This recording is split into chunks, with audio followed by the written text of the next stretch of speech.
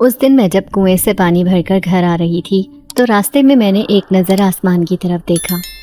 آسمان پر بادل چھائے ہوئے تھے، بارش بس برسنے کو تیار تھی۔ میں تیز تیز قدم اٹھاتے ہوئے گھر کی طرف چلنے لگی۔ بارش ہونے سے پہلے میں گھر پہنچنا چاہتی تھی، کیونکہ جانتی تھی کہ اگر راستے میں بارش شروع ہو گئی تو میں ٹھنڈ کو سہار نہیں پاؤں گی اور بیمار پڑ جاؤں گی۔ پچھلے کچھ دنوں سے مجھے بخار ہو رہا تھا، جس کی وجہ سے مجھے کمزوری بھی بہت محسوس ہو رہی تھی۔ دوا نہ ملنے کی وجہ سے بخار میری جان ہی نہیں چھوڑ رہا تھا۔ بخار کی حالت میں ہی میں تمام کام کاج کر رہی تھی۔ آج بھی معمول کے فرائض سر انجام دے رہی تھی۔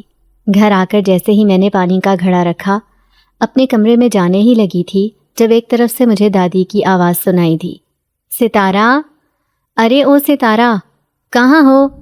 ادھر آؤ۔ دادی اس وقت باورچی خانے سے مجھے پکار رہی تھی۔ میں جب دادی کے پاس پہنچی تو وہ مجھے کہنے لگی کہ کتنے دن سے میں نے تمہیں کہہ رکھا ہے کہ جب بھی تمہارے پاس فالتو وقت ہو تو جنگل سے اضافی لکڑیاں لے کر آ جانا، مگر تم کوئی بات سنتی سمجھتی ہی نہیں ہو۔ اب مجھے لگتا ہے کہ اگلے کئی دن تک بارش برستی رہے گی، جبکہ جلانے کے لیے لکڑیاں موجود نہیں ہیں۔ جلدی سے جنگل میں جاؤ اور لکڑیاں لے کر آؤ۔ اگر بارش شروع ہو گئی تو بھیگی ہوئی لکڑیاں جلانا بہت مشکل ہو جائے گا، اور لکڑیاں نہیں ہوں گی تو ہمیں بھوکا رہنا پڑے گا۔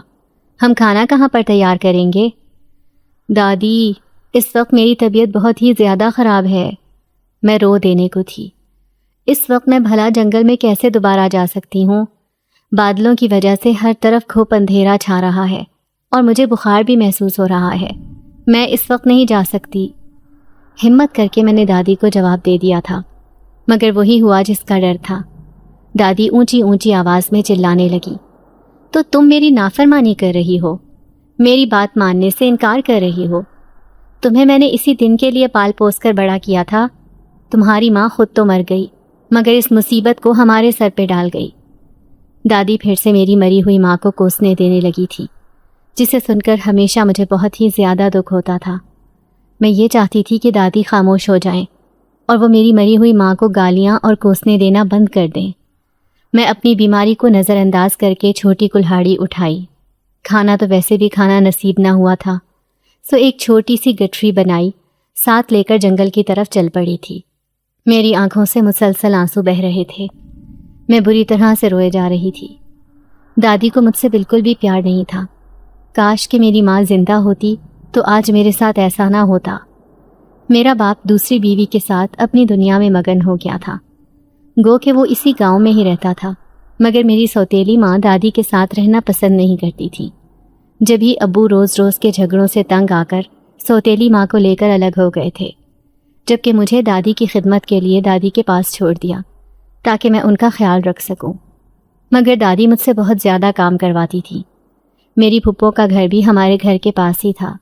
دادی اکثر گھر سے ضرورت کا سامان اٹھا کر پھپھو کو دے دیا کرتی، اور مجھے پھر کبھی لکڑیاں کاٹنے کے لیے جنگل میں بھیج دیتی تو کبھی کپڑے دھونے کے لیے نہر پر۔ مجھے اپنے گھر کے ساتھ ساتھ پھپھی کے گھر کے کام بھی کرنے پڑتے تھے، جس کی وجہ سے مجھے اپنی کم مائیگی کا احساس شدت سے ہوتا تھا۔ آج بھی میں اپنے نصیبوں کو کوستے ہوئے جنگل میں جا رہی تھی۔ میں نے ایک سوکھے ہوئے درخت پر کلہاڑی سے وار کرنا شروع کر دیے۔ ایک جگہ پر لکڑیاں اکٹھی کرنی شروع کر دیں۔ میں جلدی جلدی اپنا سارا کام ختم کرنا چاہتی تھی۔ تبھی ایک دم سے موسلا دھار بارش شروع ہو گئی تھی۔ اب جب میں نے یوں اس قدر تیز برستی بارش کو دیکھا تو میں بری طرح سے بوکھلا گئی تھی۔ جلدی جلدی میں نے وہ تمام لکڑیاں اٹھا کر درختوں کے سائے کے نیچے کرنی شروع کر دیں اور خود بھی درخت کے سائے کے نیچے آ گئی، مگر اب میں اس حالت میں تھی کہ میں پوری طرح سے بھیگ گئی۔ سردی کی شدت سے میرا وجود کپ کپا رہا تھا۔ اپنی بے بسی پر میں پھوٹ پھوٹ کر رو پڑی تھی۔ کیا تھا اگر خدا مجھے اس گھر میں پیدا نہ کرتا؟ وہ مجھے اچھی اور سکون بھری زندگی دے دیتا۔ میری دوستیں بھی تو تھیں، وہ کس قدر خوشگوار زندگی گزار رہی تھیں، اپنے ماں باپ کے سائے میں اطمینان سے پل رہی تھی، اور ایک میں تھی جسے 2 وقت کھانا کھانے کے لیے بھی اس قدر مشقت اٹھانی پڑتی تھی۔ دادی کو تو مجھ پر بالکل بھی رحم نہیں آتا تھا۔ یہ بھی غنیمت ہے کہ ابو کھانے پینے کا خرچہ دے دیتے تھے۔ اگر ایسا نہ ہوتا تو یقیناً دادی مجھے لوگوں کے گھروں میں کام کرنے کے لیے بھیج دیتی۔ وہ ایسی ہی تھیں، سفاک اور بے رحم۔ نہ جانے کیوں ان کے دل میں میرے لیے ذرا بھی محبت نہیں تھی۔ انہیں اپنی بیٹی کے علاوہ دنیا میں کوئی نظر نہیں آتا تھا۔ ابا سے بھی وہ مطلب کے تحت ہی محبت سے پیش آتی تھی، جبھی تو سوتیلی ماں ابا کو لے کر الگ ہو گئی تھی، کیونکہ دادی اس کے ساتھ بھی بات بات پر لڑائی جھگڑا کرتی تھی اور ابا کو بھی سوتیلی ماں پر ہاتھ اٹھانے کے لیے مجبور کرتی، اسی لیے وہ دادی کو چھوڑ کر چلے گئے تھے۔ رفتہ رفتہ بارش مزید برسنے لگی تھی۔ اس برستی ہوئی بارش میں گھر جانے کا تو سوال ہی پیدا نہیں ہوتا تھا۔ جوں جوں اندھیرا پھیل رہا تھا، میرے وجود پر خوف طاری ہو رہا تھا۔ اگر بارش نہ رکی تو میں گھر کیسے جاؤں گی؟ اب تو مجھے بخار بھی پھر سے محسوس ہونے لگا تھا۔ مجھے لگ رہا تھا کہ اگر میں تھوڑی دیر اور اس برستی ہوئی بارش میں رہی تو میں ٹھنڈ سے مر جاؤں گی۔ میرا وجود پوری طرح سے اکڑتا جا رہا تھا۔ تبھی میرے ذہن میں یہ خیال آیا کہ کیوں نہ میں ان خشک لکڑیوں سے آگ جلا لوں، کافی حد تک مجھے حوصلہ مل جائے گا۔ پھر میں نے آس پاس نظر دوڑانی شروع کی تو قریب ہی فاصلے پر مجھے مطلوبہ پتھر مل گئے تھے، جن کو آپس میں رگڑنے سے آگ پیدا ہو سکتی تھی۔ میں نے ان لکڑیوں کو ایک جگہ پر اکٹھا کر دیا اور پھر ان پتھروں کی مدد سے لکڑیوں میں آگ جلانے کی کوشش کرنے لگی۔ تھوڑی ہی دیر کے بعد مجھے اپنی اس کوشش میں کامیابی ہو گئی تھی۔ ان خشک لکڑیوں نے آگ پکڑ لی تھی۔ اب جب مجھے گرمائش پہنچی تو میرے احساسات اب پہلے سے بدلنے لگے تھے۔ مجھے ایک گونا سکون حاصل ہوا تھا۔ میں دونوں ہاتھ آپس میں رگڑتے ہوئے خود کو مزید حرارت پہنچانے کی کوشش کر رہی تھی۔ بھوک نے بھی نڈھال کر دیا تھا۔ ابھی میں کھانا نکال کر کھاتی، اس سے پہلے مجھے ایک عجیب سی آواز سنائی دی تھی۔ یہ آواز کسی کے کراہنے کی تھی۔ ایسے لگ رہا تھا جیسے کوئی درد سے چور ہو کر کراہ رہا ہو۔ تیز برستی بارش میں یہ آواز صاف سنائی دے رہی تھی۔ اس کا مطلب تھا کہ وہ جو کوئی بھی تھا مجھ سے قریب ہی تھا۔ کافی دیر تو میں اس آواز کو نظر انداز کر کے اپنی جگہ پر بیٹھی رہی، مگر پھر میرے ضمیر نے یہ گوارا نہ کیا۔ میں اپنی جگہ سے اٹھ کھڑی ہوئی اور متلاشی نظروں سے ادھر ادھر دیکھنے لگی۔ کچھ فاصلے پر گھنے جنگلات کا سلسلہ شروع ہو جاتا تھا۔ وہاں پر میں بارش سے بچ سکتی تھی اور اس شخص کی آواز بھی وہیں سے آ رہی تھی۔ اب جب میں اس جگہ پر پہنچی تو میں نے دیکھا کہ ایک نوجوان زمین پر اوندھے منہ پڑا ہوا تھا اور یہ کراہنے کی آوازیں اسی کی ہی تھیں۔ وہ بری طرح سے زخمی تھا۔ شاید اس کے دشمنوں نے اس پر پیچھے سے وار کیے تھے۔ میں حیران رہ گئی کہ یہ نوجوان اس وقت یہاں پر کیوں کر موجود ہے؟ کس نے اس کی یہ حالت کی ہے؟ اس نے سفید رنگ کا ایک بڑا سا چولا پہن رکھا تھا، لیکن اس کے زخموں سے بہت زیادہ خون رس رہا تھا۔ اس کے ہاتھوں میں نگینے کی انگوٹھیاں موجود تھیں، جن سے وہ کسی ریاست کا شہزادہ معلوم ہو رہا تھا۔ مگر ایسے گھنے سے جنگل میں اس کا کیا کام تھا؟ اسے دیکھ کر میں عجیب عجیب سوچیں سوچنے لگی۔ میں نے اس نوجوان کو سہارا دے کر بٹھایا۔ اس نوجوان کے وجود پر کپ کپی طاری ہوئی تھی۔ وہ بہت بری طرح سے کانپ رہا تھا۔ اس کا مطلب تھا کہ اسے بھی ٹھنڈ لگی ہوئی تھی، اسے بھی آگ کی ضرورت تھی۔ میں بہت مشکل سے سہارا دے کر اسے اس جگہ پر لے کر آئی جہاں پر میں نے لکڑیاں جلائی تھیں۔ سہارا دے کر میں نے اسے زمین پر بٹھا دیا۔ اپنا دوپٹہ پھاڑ کر میں نے آہستہ آہستہ اس کے زخموں پر رکھنا شروع کیا تاکہ اس کا خون بند ہو جائے۔ پھر اس کی حالت کو بغور دیکھنے لگی۔ وہ ایک نوجوان لڑکا تھا جو بلا شبہ بہت ہی زیادہ حسین و جمیل تھا۔ اس کے چہرے پر چوٹوں کے نشان تھے، جنہیں دیکھ کر میرے دل میں اس کے لیے ایک حد تک رحم آ رہا تھا۔ میں پلکیں جھپکائے بنا اسے دیکھتی رہی تھی۔ بلا شبہ میں نے آج تک اتنا حسین انسان اپنی پوری زندگی میں نہیں دیکھا تھا۔ میرے پاس کھانے پینے کا تھوڑا سامان تھا جس سے میں اس کی بھوک مٹا سکتی تھی۔ اسے دیکھ کر میں سوچنے لگی کہ اتنے گھنے جنگل میں اس نے یقیناً کچھ بھی نہیں کھایا ہوگا۔ میں نے ساتھ پڑا کھانا اس کے قریب کر دیا۔ اب آہستہ آہستہ وہ کھانے کے نوالے لے رہا تھا۔ میں نے آگ میں مزید لکڑیاں جلانا شروع کر دیں، جس سے آگ پہلے سے زیادہ بھڑکنے لگی تھی۔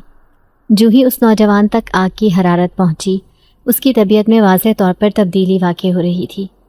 تھوڑی ہی دیر کے بعد وہ حیرت انگیز طور پر بالکل ٹھیک ٹھاک ہو گیا تھا۔ اب وہ مکمل طور پر آنکھیں کھول کر مجھے دیکھنے لگا۔ وہ بغور میرے چہرے کی طرف دیکھ رہا تھا۔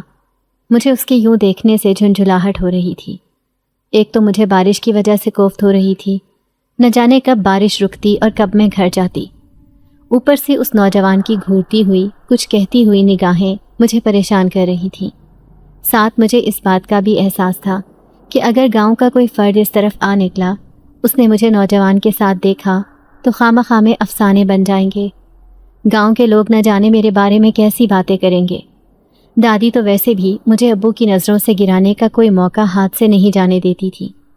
میں انہی سوچوں میں گم تھی جب اس نوجوان کی آواز سن کر میں ہوش کی دنیا میں واپس آئی۔ آپ کا بہت شکریہ، آپ نے اس انتہائی مشکل گھڑی میں میری مدد کی ہے۔ آپ میرے لیے کسی فرشتے کی مانند ثابت ہوئی ہیں۔ اگر آپ میری مدد نہ کرتی تو نہ جانے کیا ہو جاتا۔ اس کی بات سن کر میں مسکرا دی۔ میں نے جو کیا وہ میرا فرض تھا۔ آپ کو میں نے تکلیف میں دیکھا تو میں پھر خود کو آپ کی مدد کرنے سے روک نہیں پائی۔ آپ نے مجھ پر جو احسان کیا ہے وہ میں ساری زندگی نہیں بھول سکتا۔ آپ کیا جانیں، آپ نے مجھے نئی زندگی دی ہے۔ میں اتنا طاقتور ہونے کے باوجود آج آپ کے سامنے خود کو بہت کمزور محسوس کر رہا ہوں، لیکن یہ وقتی ہے۔ میں بہت جلد اس سب کا بدلہ لوں گا۔ اس کی باتیں سن کر میرا دل خوش ہو گیا کہ میں نے کسی کی مدد کی، لیکن میں یہ بھی سوچ رہی تھی کہ وہ نوجوان حیرت انگیز حد تک بالکل ٹھیک ہو گیا تھا۔ محض آگ سینکنے کی وجہ سے اس کی تمام کپکپی دور ہو گئی تھی۔ پہلے تو اس کا جسم بے جان پڑ رہا تھا، مگر اب وہ بالکل ٹھیک ٹھاک معلوم ہو رہا تھا۔ وہ کہنے لگا، میں نے اپنی پوری زندگی میں اتنا لذیذ کھانا پہلے نہیں کھایا تھا۔ آپ کی دنیا کے کھانوں میں جو لذت ہے وہ شاید ہماری دنیا کے کھانوں میں نہیں ہے۔ اس کی بات سن کر میں تھوڑا پریشان ہو گئی تھی۔ اس کی دنیا کیا ہماری دنیا سے الگ تھی؟ اگر ایسا تھا تو وہ ہماری دنیا میں کیا کر رہا تھا؟ لیکن میں نے اس بات کو نظر انداز کر دیا اور فوراً سوچنے لگی کہ دادی جب بھی کچھ اچھا بناتی تھی تو وہ پھپھو اور ان کے بچوں کے لیے چھپا کر رکھ دیا کرتی تھی۔ مجھے وہ ہمیشہ کھانے کے لیے دال ساگ ہی دیتی تھی۔ بہت وقت گزر جاتا تھا مجھے اچھا کھانا کھائے ہوئے۔ آج انہوں نے پھپھو کے گھر کی دعوت کا کھانا تیار کیا تھا، اسی وجہ سے میرے حصے میں بھی یہ سب آیا تھا جو میں نے اس نوجوان کو بھی کھلا دیا، جس میں گوشت کا سالن تھا اور چاول بھی۔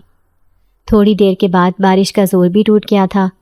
میں اب گھر واپس آنے کے لیے اٹھنے لگی تو میری نظر ان لکڑیوں پر پڑی جو تمام کی تمام جل چکی تھی اور مجھے کوفت نے آن گھیرا تھا۔ اب یہ لکڑیاں ساری جل گئی تھیں۔ اب میں گھر کیا لے کر جاتی؟ دادی نے مجھے خالی ہاتھ دیکھا تو مجھے جان سے مار دینا تھا۔ میرے چہرے پر پریشانی کے سائے دیکھ کر وہ نوجوان مجھ سے پوچھنے لگا، کیا بات ہے، آپ کچھ پریشان لگ رہی ہیں؟ مگر میں نے اسے یہ بات بتانا مناسب نہیں سمجھا۔ یوں بھی گھر کے حالات میں کسی نوجوان پر کیسے آشکار کر سکتی تھی؟ میں بنا کچھ کہے سر جھکا کر گھر آ گئی تھی، اور وہی ہوا تھا جس کا ڈر تھا۔ دادی نے مجھے خالی ہاتھ گھر آتے دیکھا تو بے نقط سنا دی۔ مجھ پر یہ بھی الزام لگایا کہ میں نہ جانے کہاں پر تھی اور کس کے ساتھ گل چھرے اڑا رہی تھی۔ دادی کی باتیں سن کر مجھے بہت زیادہ رونا آیا تھا۔ وہ کیسے میری ذات کو تماشا بنا سکتی تھی، مجھ پر الزام لگا سکتی تھی؟ وہ پوری رات میری روتے ہوئے گزری تھی۔ موسم کے آثار بتا رہے تھے کہ اگلے کئی دن تک بارش اسی طرح سے تواتر سے برسنے والی ہے، اور وہ سب لوگ جنہوں نے بارش سے پہلے اپنا بندوبست کر لیا تھا ان کے گھر میں تو خیر تھی، مگر دادی میری جان کو آ گئی تھی۔ پھر اگلے دن تو انہوں نے مجھے برستی بارش میں بھی بھیج دیا۔ کہنے لگیں کہ ہر حال میں جنگل سے لکڑیاں کاٹ کر لے کر آؤ۔ مگر دادی، وہ لکڑیاں تو بھیگی ہوئی ہوں گی، ان کو لانے کا کیا فائدہ؟ ہم ان سے آگ نہیں جلا سکیں گے۔ مگر دادی میری کوئی بات سننے پر تیار ہی نہیں تھی۔ میں پھر مارے باندھے جنگل کی طرف کلہاڑی لے کر روانہ ہو گئی تھی۔ آج بھی میں بہت ہی زیادہ دکھی تھی، بری طرح سے رو رہی تھی۔ نہ جانے دادی کو مجھ پر رحم کیوں نہیں آتا؟ وہ کب سمجھیں گی کہ میں بھی انسان ہوں، مجھے بھی تکلیف ہوتی ہے، مجھے بھی دوسروں کے رویے ستاتے ہیں۔ میں تو ان کا اپنا خون ہوں، پھر وہ میرے ساتھ اس طرح سے کیسے پیش آ سکتی ہیں؟ طرح طرح کی سوچوں میں گم میں جنگل میں پہنچ گئی تھی، اور اب جیسے ہی میں نے درخت پر کلہاڑی رکھی تو مجھے کسی کی چیخ کی آواز سنائی دی تھی۔ ایک پل کو میں پریشان رہ گئی کہ یہ چیخ کی آواز کس کی تھی، مگر پھر میں نے اس بات کو نظر انداز کیا۔ پے در پے اس درخت پر وار کرنے لگی تھی۔ تھوڑی دیر کے بعد مجھے پھر سے وہی آواز سنائی دی تھی، جیسے کہ کوئی بہت تکلیف میں ہو۔ میں سٹپٹا کر ادھر ادھر دیکھنے لگی، مگر یہاں پر کوئی بھی نہیں تھا۔ جنگل میں ہر طرف خاموشی چھائی ہوئی تھی۔ میں اپنے کام میں مصروف ہو گئی۔ چھوٹی چھوٹی لکڑیاں میں نے ایک جگہ پر باندھ دی تھی۔ تبھی مجھے دور سے ایک دھن سنائی دینے لگی۔ وہ دھن بہت ہی زیادہ سحر انگیز تھی۔ اسے سن کر میں اپنے ہوش و حواس کھونے لگی تھی۔ میرا دل چاہ رہا تھا کہ میں اس دھن کو قریب سے بیٹھ کر سنوں، اس کے بجانے والے کو دیکھوں کہ وہ کون ہے، کیسا ہے۔ اس سوچ کا آنا ہی تھا کہ میں خاموشی سے اس راستے پر چل پڑی جہاں سے مجھے اس دھن کی آواز سنائی دے رہی تھی۔ چلتے چلتے میں کافی دور نکل آئی تو وہاں پر ایک لڑکا تھا جس کی میری طرف کمر تھی، اور یہ دھن یقیناً وہی بجا رہا تھا۔ میں بے ساختگی سے اس کے سامنے آ کر کھڑی ہو گئی تو یہ دیکھ کر حیران رہ گئی کہ یہ وہی لڑکا تھا جس کی میں نے اس دن مدد کی تھی۔ اس وقت وہ آنکھیں بند کیے اس دھن کو مسلسل بجا رہا تھا اور میں اس کے سامنے بیٹھ کر اسے دیکھنے لگی تھی، مگر وہ ارد گرد سے بے نیاز ہو کر دھن بجانے میں مصروف تھا۔ کتنی دیر گزر گئی تھی، ایک دم اس لڑکے نے آنکھیں کھول کر مجھے دیکھا، پھر مسکرایا تو اس کی مسکراہٹ میں گویا ساری دنیا سمٹ کر آ گئی تھی۔ میں پلکیں جھپکائے بنا اسے دیکھتی رہی تھی اور وہ بھی مجھے دیکھتے ہوئے مسکرائے جا رہا تھا۔ پھر ایک دم وہ سنجیدہ ہو گیا، مجھے کہنے لگا کہ تمہیں اس درخت سے لکڑیاں نہیں کاٹنی چاہیے تھیں، یہ تم نے بہت بڑی غلطی کی ہے، تمہیں اس کا خمیازہ بھگتنا پڑ سکتا ہے۔ وہ ایک دم سنجیدہ آواز میں بولا تو میں اس کی بات سن کر حیران رہ گئی۔ اسے کیسے معلوم ہوا کہ میں اس وقت لکڑیاں کاٹ رہی تھی؟ جس درخت سے میں نے لکڑیاں کاٹی تھیں اس نے اسی درخت کی نشاندہی کی تھی، اور میں حیرت سے یہ سوچنے پر مجبور ہو گئی تھی کہ اس لڑکے کو یہ بات کیسے معلوم ہوئی۔ تب میرے ذہن میں وہ چیخ کی آواز گونج کر رہ گئی تھی۔ نہ جانے وہ لڑکی کون تھی جو یوں بری طرح سے چلائی تھی، اور اس کے ساتھ کیا ہوا تھا۔ میں نے اس سے بھی اس بات کا ذکر کر دیا۔ کیا تم نے ابھی کچھ دیر پہلے کسی کی آواز سنی تھی؟ ایسے لگ رہا تھا جیسے کوئی بہت تکلیف میں ہو۔ اس نے ایک گہری سانس لی، کہنے لگا، ہاں میں نے بھی وہ آواز سنی تھی، اور تم نے بہت بڑی غلطی کر دی ہے، تمہیں ایسا نہیں کرنا چاہیے تھا، یہ جنات کا علاقہ ہے۔ یہ الفاظ اس نے زیر لب ادا کیے تھے اور میں ناسمجھی سے اسے دیکھے جا رہی تھی۔ تبھی ایک دم زور زور سے ہوا چلنے لگی تھی، اور پھر چند ہی لمحوں کے بعد ہوا نے شدت اختیار کر لی۔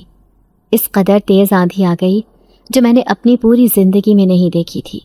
میرے قدم زمین سے اکھڑ رہے تھے اور میں ہوا کے سنگ اڑتی چلی جا رہی تھی۔ ایسے لگ رہا تھا جیسے کوئی مجھے ایک طرف کو کھینچ رہا ہو۔ میں نے اپنے آپ کو روکنے کے لیے ایک درخت کو تھام لیا، مگر وہ درخت میرے ہاتھوں سے پھسلتا جا رہا تھا۔ وہ لڑکا بہت زیادہ پریشان نظر آنے لگا تھا۔ اس نے پھر میرا ہاتھ پکڑ لیا اور مجھے ایک طرف لے کر چلنے لگا، مگر میں چند قدم چلنے کے بعد ہی بری طرح سے ہانپ گئی تھی۔ بس کر دو، رک جاؤ، میں نہیں چل سکتی، اس ہوا سے مقابلہ کرنا میرے بس کی بات نہیں ہے۔ مجھے سمجھ نہیں آ رہی کہ یہ سب کیا ہے۔ آج سے پہلے میں نے اس قدر تیز آندھی اپنی پوری زندگی میں نہیں دیکھی۔ مگر اس لڑکے نے میری کسی بات کا جواب نہیں دیا۔ وہ مجھے لے کر چلنے لگا اور میں گھسٹتے ہوئے اس کے ساتھ جا رہی تھی۔ چھوڑ دو میرا ہاتھ، دیکھو میں نہیں چل پا رہی، میں تھک گئی ہوں، ہوا کی شدت بہت تیز ہے، بہت تیز ہے۔ مگر وہ سنی انسنی کرتے ہوئے چلا جا رہا تھا۔ مجھے اب غصہ بھی آ رہا تھا۔ وہ کس حق سے میرا ہاتھ تھام کر مجھے گھسیٹے جا رہا تھا؟ اب جب میں نے بار بار ایک ہی بات کی تکرار کی تو وہ غصے میں آ گیا۔ کہنے لگا کہ تم بہت بڑی مصیبت میں پھنس جاؤ گی، تم بات کو سمجھ نہیں رہی ہو، خاموشی سے چلتی جاؤ، جیسا میں کہہ رہا ہوں ویسا کرو۔ ایک دم ہی ہر طرف اندھیرا چھا گیا تھا، اس قدر اندھیرا کہ ہاتھ کو ہاتھ بھی سجائی نہیں دے رہا تھا۔ اب میں بری طرح سے خوفزدہ ہو کر رہ گئی تھی۔ یہ کیا ہو رہا تھا؟ آج سے پہلے میرے ساتھ ایسا کبھی نہیں ہوا تھا۔ جو کچھ آج ہو رہا تھا وہ میرے حواس سلب کرنے کے لیے کافی تھا۔ ایک دم میں اپنے ہوش و حواس کھو بیٹھی۔ نہ جانے کتنی دیر تک میں اسی حالت میں رہی تھی۔ جب مجھے ہوش آیا تو میں جنگل میں ہی موجود تھی۔ وہ لڑکا میرے سامنے بیٹھا تشویش سے مجھے دیکھے جا رہا تھا۔ اسے یوں اپنے اتنے قریب دیکھ کر میں بری طرح سے بوکھلا گئی تھی۔ میں نے ارد گرد نگاہ اٹھا کر دیکھا۔ آندھی کا زور ٹوٹ چکا تھا اور بارش بھی رک گئی تھی۔ موسم واپس اپنے اعتدال میں آ گیا تھا۔ یہ سب کیا تھا؟ مجھے کچھ سمجھ نہیں آ رہا کہ یہ کیا ہو رہا ہے۔ میری بات سنو، تم یہ اپنا سامان اٹھاؤ اور اپنے گھر جاؤ، اور اب شام کے بعد گھر سے باہر مت نکلنا۔ اس کی بات سن کر میں ایک بار پھر سے حیران رہ گئی، مگر میں جلد سے جلد گھر واپس آنا چاہتی تھی۔ جانتی تھی کہ اگر لیٹ گھر پہنچی تو دادی مجھ پر پھر سے غصہ کرے گی۔ اور میں دادی کو کوئی بات بنانے کا موقع نہیں دینا چاہتی تھی۔ گھر آئی تو خلاف معمول دادی کا موڈ بہت اچھا تھا، اور آج تو انہوں نے خود ہی کھانا بھی بنایا تھا اور بہت ہی پیار سے مجھے اپنے ہاتھوں سے کھانا بھی کھلایا۔ دادی کا یہ لاڈ بھرا رویہ دیکھ کر تو میں حیران رہ گئی تھی۔ مجھے یقین نہیں آ رہا تھا کہ دادی ایک دم اتنا کیسے بدل گئی ہیں۔ وہ تو میری شکل تک دیکھنے کی روادار نہیں تھی اور اب مجھ سے اس قدر پیار جتا رہی تھی۔ حیرت کی بات تھی۔ مگر پھر کھانا کھانے کے بعد میں اپنے کمرے میں آ کر لیٹ گئی تھی۔ سوچنے لگی کہ کاش اگر دادی شروع سے ہی میرے ساتھ ایسی ہوتی تو میری زندگی کتنی خوبصورت ہوتی۔ آج کتنے دن کے بعد میں پرسکون نیند سوئی تھی۔ سونے سے پہلے ایک بار پھر سے جنگل میں بیتنے والے واقعات میری نظر کے سامنے گھومنے لگے تھے، مگر نیند کی دیوی مجھ پر مہربان ہو چکی تھی اور میں بالآخر سو گئی۔ اگلے دن جب میں صبح سو کر اٹھی تو خلاف معمول آج صبح ہی صبح پھپھو ہمارے گھر میں موجود تھی، اور حیرت کی بات یہ تھی کہ آج وہ بھی میری بلائیں لے رہی تھی۔ آج ناشتہ بھی دادی نے خود ہی بنایا تھا اور مجھے بہت پیار سے انہوں نے ناشتہ کروایا۔ پھپھو بھی میری تعریفیں کر رہی تھی کہ یہ بہت اچھی بچی آئی ہے، کیسے اس نے پورے گھر کو سنبھالا ہوا ہے، جس گھر میں جائے گی جنت بنا کر رکھ دے گی۔ میں یہ سوچ کر حیران ہو رہی تھی کہ کل تک تو پھپھو اور دادی مجھے کوسنے دیتی تھی، مجھے کل موہی اور کن کن القابات سے نواز رہی تھی، مگر اب ایک دم کایا کیسے پلٹ گئی۔ اب انہیں ایک دم مجھ پر اس قدر پیار کیسے آنے لگا۔ وہ دن پھپھو نے ہمارے گھر میں ہی گزارا تھا، انہیں بار بار مجھ پر پیار آ رہا تھا۔ میں تو حیرت کے مارے بے ہوش ہوتے ہوتے بچی تھی۔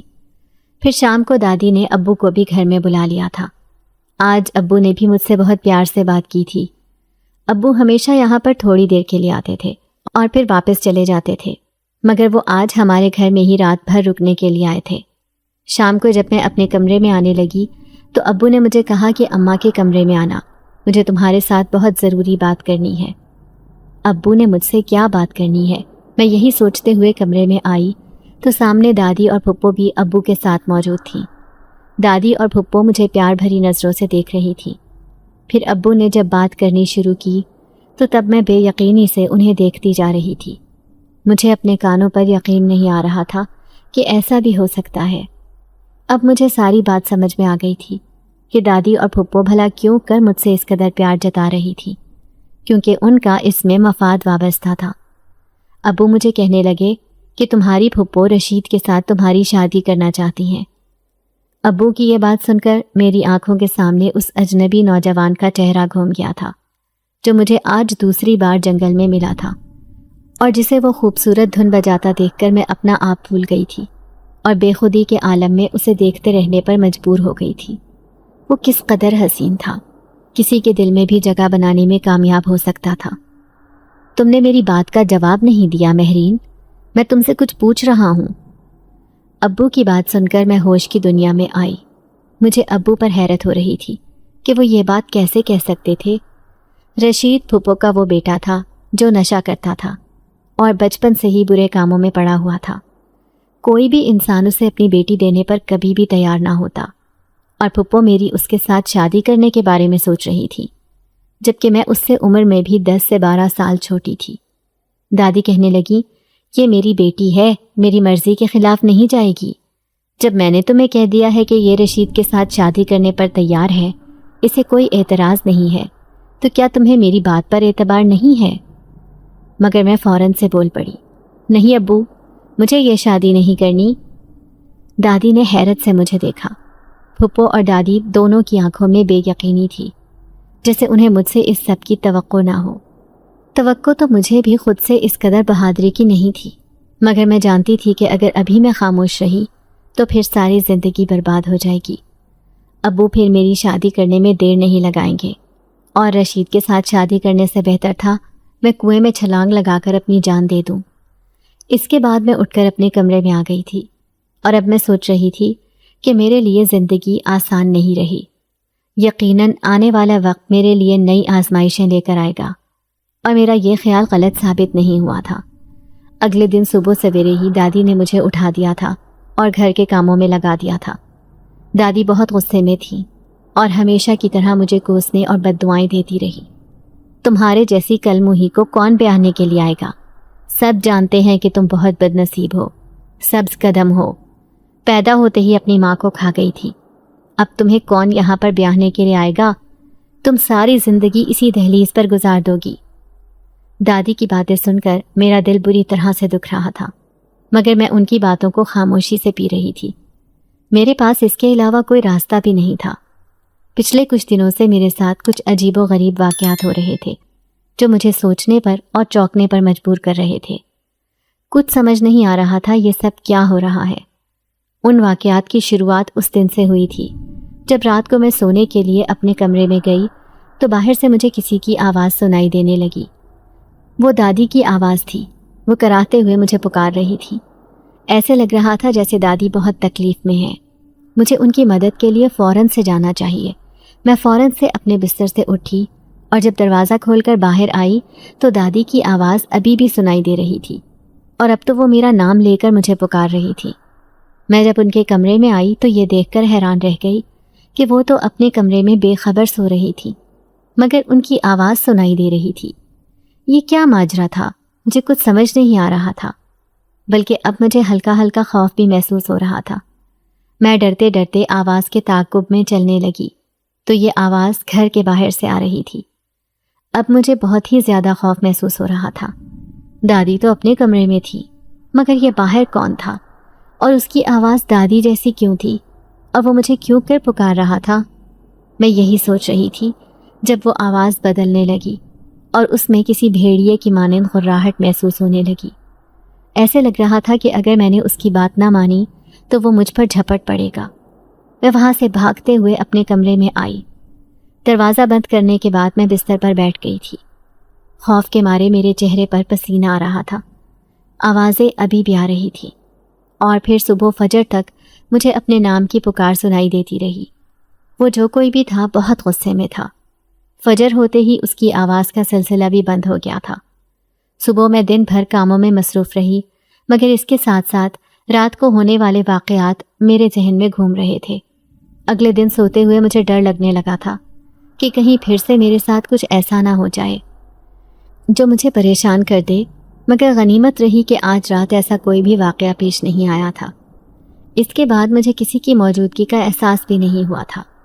बार बार उस अजनबी शख्स का चेहरा मेरी आंखों के सामने आता रहा।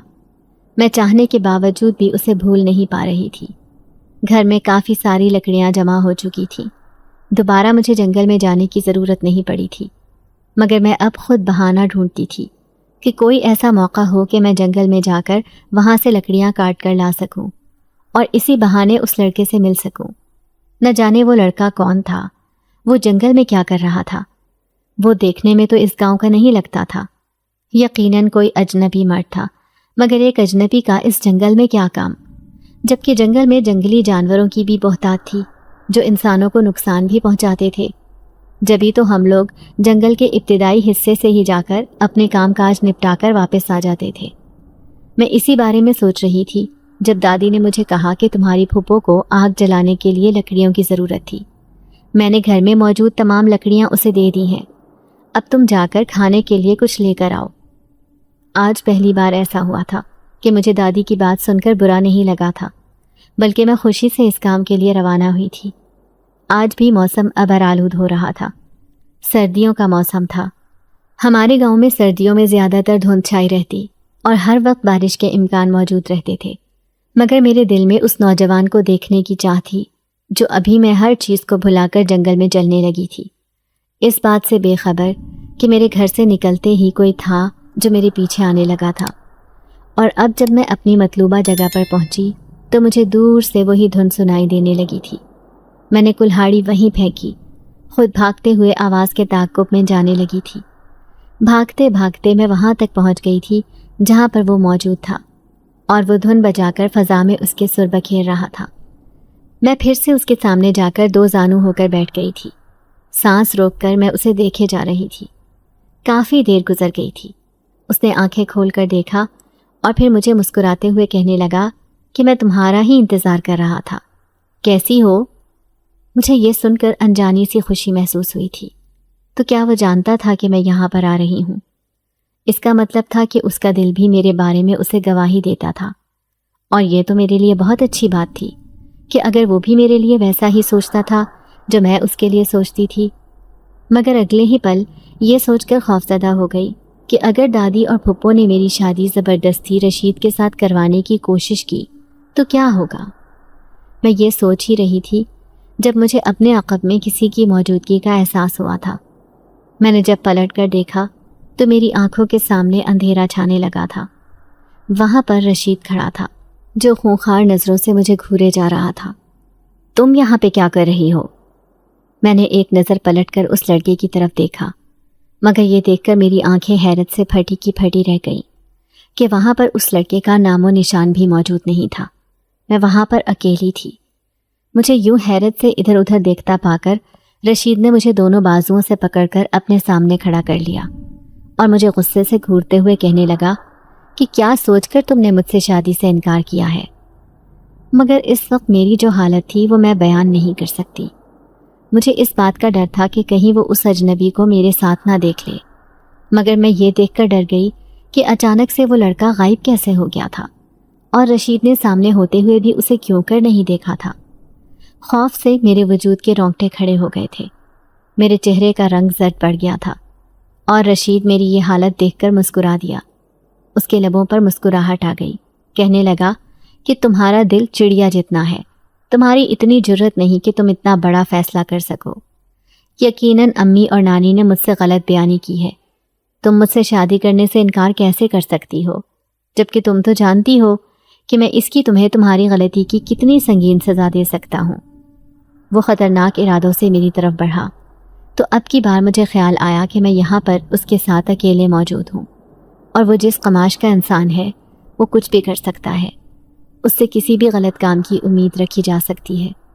دیکھو رشید، میرے پاس مت آؤ، اچھا نہیں ہوگا، میں کانپتی آواز میں بولی تو وہ زوردار قہقہا لگاتے ہوئے کہنے لگا، کیا کر لو گی تم، کیا بگاڑ لو گی؟ اب کی بار وہ غصے میں تھا اور مجھے سخت خوف محسوس ہو رہا تھا۔ یہاں پر میں اکیلی تھی، میری مدد کو کوئی بھی نہیں آ سکتا تھا، اور وہ جو یہاں پر موجود تھا وہ نہ جانے کہاں چلا گیا تھا۔ اس سے پہلے کہ رشید مجھے ناپاک عزائم سے چھوتا، اچانک اسے زوردار دھکا لگا اور وہ پیٹ کے بل زمین پر گر گیا تھا۔ خوفزدہ نظروں سے ادھر ادھر دیکھنے لگا، کانپتی ہوئی آواز میں کہنے لگا، کون ہے یہاں پر؟ مگر ایسے لگ رہا تھا جیسے کوئی اس کی بری طرح سے پٹائی کر رہا ہو اور وہ اپنے آپ کو بچانے کی کوشش کر رہا ہو۔ یہ سارا تماشا دیکھ کر میں بری طرح سے ڈر گئی تھی۔ میں فوراً وہاں سے بھاگی اور سیدھا گھر آ کر سانس لیا تو دادی مجھے دیکھ کر پھر سے غصے میں آ گئی۔ تمہیں میں نے لکڑیاں لینے کے لیے بھیجا تھا، تم اسی طرح سے منہ اٹھا کر آ گئی ہو، اور یہ کیا ہوا ہے تمہیں؟ تمہاری یہ حالت کس نے کی ہے؟ وہ مجھے مشکوک نظروں سے دیکھنے لگی اور میں ان کی نظروں سے بچتے ہوئے اپنے کمرے میں آ گئی تھی۔ دادی اونچی اونچی آواز میں چلانے لگی تھی، مگر میں کان لپیٹے ان کی تمام باتوں کو سن رہی تھی۔ جو کچھ آج میرے ساتھ ہوا تھا وہ مجھے خوفزدہ کرنے کے لیے کافی تھا، اور پھر کافی دیر گزرنے کے بعد پھپھو گھر میں آئیں تو دادی ان کے ساتھ چلی گئی تھی۔ شام ڈھلے دادی کی گھر واپسی ہوئی تو انہوں نے سنجیدہ نظروں سے مجھے دیکھا اور پھر بنا کچھ کہے اپنے کمرے میں چلی گئیں۔ دادی کی یہ خاموشی مجھے حیران کر رہی تھی، ورنہ میں تو سوچ رہی تھی کہ وہ واپس آ کر مجھے ڈانٹ ڈپٹ کریں گی، مجھ پر غصہ کریں گی، مگر ایسا نہیں ہوا تھا۔ انہوں نے مجھ سے کسی بارے میں بھی باس پرس نہیں کی تھی۔ مجھے لگا تھا کہ رشید اس لڑکے کے بارے میں بتا دے گا اور وہ تو دو کی چار لگا کر ابھی ابو کو بلا کر مجھ سے بدظن کرنے کی کوشش کریں گی۔ ابو زبردستی میرا رشید کے ساتھ نکاح کر دیں گے، مگر غنیمت ہوا کہ ایسا کچھ بھی نہیں ہوا تھا۔ ہر طرف اندھیرا پھیلا ہوا تھا جب رشید اور پھپھو گھر میں آئے تھے۔ رشید کو بہت زیادہ چوٹیں آئی تھیں اور اس کے چہرے پر بھی زخموں کے نشانات تھے۔ اس نے گھورتے ہوئے مجھے دیکھا اور پھپھو بھی مجھے گھورتے ہوئے دادی کے کمرے میں چلی گئیں۔ ان لوگوں کی خاموشی اور پراسرار رویہ مجھے پریشان کر رہا تھا۔ اتنا مجھے اندازہ تھا کہ وہ لوگ مجھے کوئی بھی نقصان پہنچا سکتے ہیں، کیونکہ ان لوگوں کے دل میں بھی میرے لیے محبت یا انس نام کی کوئی چیز نہیں تھی۔ میں پریشان تھی، کیا کروں؟ ابا سے بات کرنا چاہتی تھی، مگر ابا سے بات کرنے کا میرے پاس کوئی ذریعہ نہیں تھا۔ رات کو پھپھو مجھے بلانے آئیں تو میں خاموشی سے پھپھو کے ساتھ ان کے کمرے میں چلی آئی۔ تب دادی مجھے غصے سے کہنے لگی کہ آج تمہارا رشید کے ساتھ نکاح ہے، اپنے آپ کو ذہنی طور پر تیار کر لو، آج تمہیں میں نکاح کر کے رشید کے ساتھ رخصت کر دوں گی۔ دادی کی بات سن کر میرے پاؤں کے نیچے سے زمین نکل گئی۔ کیسی باتیں کر رہی ہیں آپ دادی، اور بغیر میری مرضی کے آپ اتنا بڑا فیصلہ کیسے کر سکتی ہیں؟ اور ابا کی بھی تو اس میں مرضی نہیں ہے، اور ابا کی غیر موجودگی میں یہ نکاح کیسے ہو سکتا ہے؟ مگر میری بات میرے منہ میں ہی رہ گئی تھی۔ پھپھو نے میرے چہرے پر ایک زوردار تھپڑ لگایا۔ ایسے بڑوں کے سامنے زبان نہیں چلاتے، تم اپنے آپ کو اس سب کے لیے ذہنی طور پر تیار کر لو۔ اگر تم نے نکاح خاں کے سامنے اس نکاح سے انکار کیا تو ہم سے برا کوئی نہیں ہوگا۔ تم نہیں جانتی کہ ہم لوگ کیا کر سکتے ہیں۔ یہ معاملہ میری زندگی کا تھا۔ یہاں پر اگر میں آج ان سے ڈر جاتی تو پھر ساری زندگی ان سے دب کر گزارنی پڑتی، جو کہ میں نہیں چاہتی تھی۔ آپ کیا کر لیں گی؟ میں انکار کروں گی۔ پھپھو میں یہ شادی نہیں کروں گی، کچھ بھی ہو جائے، اور میں ابا کے پاس جا رہی ہوں، انہیں آپ کے بارے میں بتانا چاہتی ہوں۔ مگر پھپھو نے میرا بازو پکڑ کر مجھے صوفے پر پھینک دیا۔ کہنے لگی کہ اماں، اگر یہ ہماری بات نہیں مانے گی تو اس کے ساتھ بھی وہی سلوک کرنا پڑے گا جو اس کی ماں کے ساتھ کیا تھا۔ دادی کے چہرے پر بھی سختی نظر آنے لگی تھی۔ ہاں، جیسے میں نے اس کی ماں کے منہ پر تکیہ رکھ کر اس کا سانس گھونٹ کر اسے مار دیا تھا، وہی کام میں اس کے ساتھ بھی کروں گی، اور اس کے باپ کو کہہ دوں گی کہ اس نے خودکشی کر لی ہے۔ یہ کہہ کر پھپھو اور دادی میری طرف خوفناک تیوروں سے بڑھنے لگی تھی۔ میں بری طرح سے چلانے لگی اور اپنا بچاؤ کرنے کی کوشش کرنے لگی، مگر ان دونوں پر کوئی اثر نہیں ہو رہا تھا۔ تبھی دروازے سے جو چہرہ نمودار ہوا اسے دیکھ کر میری جان میں جان آئی تھی۔ وہیں پر پھپھو اور دادی اسے دیکھ کر حیران پریشان رہ گئی تھی۔ میں بھاگتے ہوئے ابو سے لپٹ گئی۔ ابو، یہ لوگ مجھے جان سے مار دیں گے۔ ابو، آپ کو پتہ ہے کہ امی کی جان بھی انہوں نے ہی لی تھی۔ ابو کے چہرے پر سختی والے تاثرات تھے۔ وہ کہنے لگے، میں نے سب کچھ سن لیا ہے۔ میں جان گیا ہوں کہ میری بیوی کی جان کیسے گئی۔ میں کبھی سوچ بھی نہیں سکتا تھا کہ میری ماں اس قدر شفاف بھی ہو سکتی ہے، وہ ایسا بھی کر سکتی ہے۔ دادی نے اپنی صفائی میں بولنے کی بہت کوشش کی، مگر ابو نے ایک بھی نہیں سنی۔ ابو نے مجھے صاف کہہ دیا کہ اپنے کپڑے سمیٹو اور میرے ساتھ میرے گھر پہ چلو، اب میں تمہیں یہاں پر ایک پل کے لیے بھی نہیں چھوڑوں گا۔ یہ سن کر دادی کے ہاتھ پاؤں پھول گئے تھے۔ وہاں پر تمہاری بیوی اس کو رہنے نہیں دے گی۔ ابو کہنے لگے کہ اگر اسے میری بیٹی کی ذات سے کوئی مسئلہ ہوا تو میں اسے گھر سے باہر نکال دوں گا۔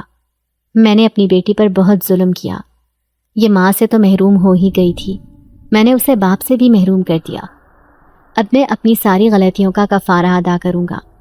میں اپنی بیٹی کو اپنے ساتھ لے کر جاؤں گا۔ دادی کے لاکھ روکنے کے باوجود بھی ابو مجھے لے کر اپنے گھر آ گئے تھے، اور دادی کے کہنے کے مطابق سوتیلی ماں نے مجھے دیکھ کر ناک بھوں چڑھائی تھی۔ ابا پر زور دیتی رہی کہ وہ مجھے واپس چھوڑے۔ تب ابو اسے بھی ایک بار غصے سے دھاڑ کر بولے کہ اگر تم نے میری بیٹی کو کچھ کہا تو میں تمہیں گھر سے باہر نکال دوں گا۔ ابو کی دھمکی کارگر ثابت ہوئی اور میری سوتیلی ماں وہیں پر خاموش ہو کر بیٹھ گئی۔ دوبارہ اس نے میری ذات پر کوئی سوال نہیں اٹھایا تھا۔ مجھے ابو کے گھر میں آئے ہوئے کافی دن بیت گئے تھے۔ دوبارہ مجھے گھر سے باہر نکلنے کا موقع نہیں ملا تھا، اور نہ ہی میں نے اس لڑکے سے پھر کبھی بات کی تھی، مگر میرے حواسوں پر ہر وقت وہی مسلط رہتا تھا۔ پچھلے دنوں جو میرے ساتھ واقعات بیت رہے تھے وہ بار بار میرے ذہن میں گونجنے لگتے، اور میں سوچ میں پڑ جاتی کہ وہ سب کیا تھا، وہ لڑکا کون تھا۔ مجھے بہت یاد آتا تھا۔ اس دن میں نے اسے اپنے گھر کے آنگن میں دیکھا تو میں حیران رہ گئی تھی۔ چاندنی رات تھی، اور مجھے چاندنی رات میں چاند کا نظارہ کرنا بہت اچھا لگتا تھا۔ میں کمرے سے نکل کر چھت پر آ گئی تھی۔ ہر طرف خاموشی چھائی ہوئی تھی، سب لوگ سو رہے تھے۔ میں یہ خوبصورت نظارہ دیکھنے میں مصروف تھی جب مجھے اپنے عقب میں کسی کی آہٹ محسوس ہوئی۔ پلٹ کر دیکھا تو سامنے وہی لڑکا کھڑا تھا۔ اسے دیکھ کر میں گھبرا گئی۔ تم یہاں؟ اگر ابو نے دیکھ لیا تو غضب ہو جائے گا، تم یہاں سے چلے جاؤ۔ مگر وہ تو جیسے کچھ سن ہی نہیں رہا تھا۔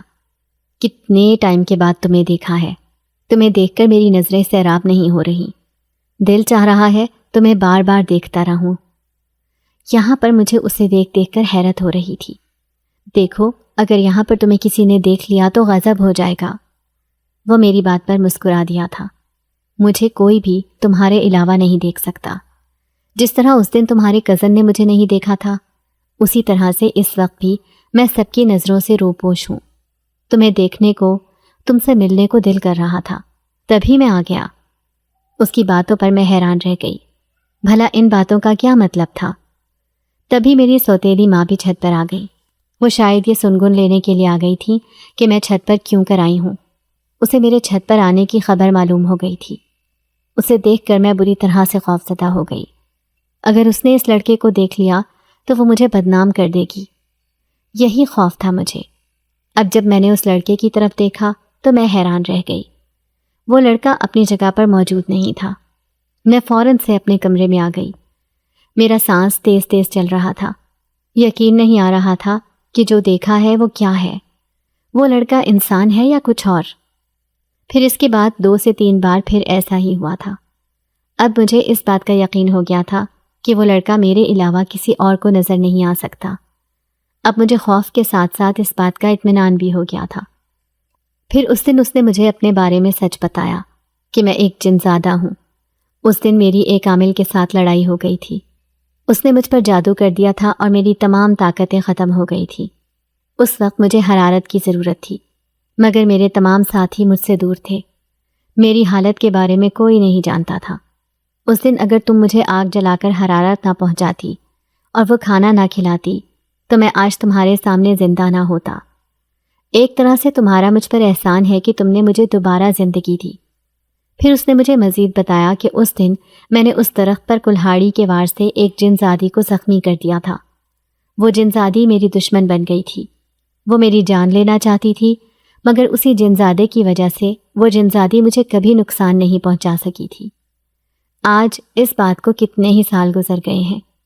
اب میں اپنے گھر میں خوش ہوں۔ میں شادی شدہ ہوں۔ میں آج بھی اس کو بھول نہیں پائی ہوں۔ میری دادی بھی اب اس دنیا میں نہیں رہی۔ پھپھو کو بھی اپنی غلطیوں کا احساس ہو گیا ہے۔ انہوں نے مجھ سے ہاتھ جوڑ کر معافی مانگی ہے۔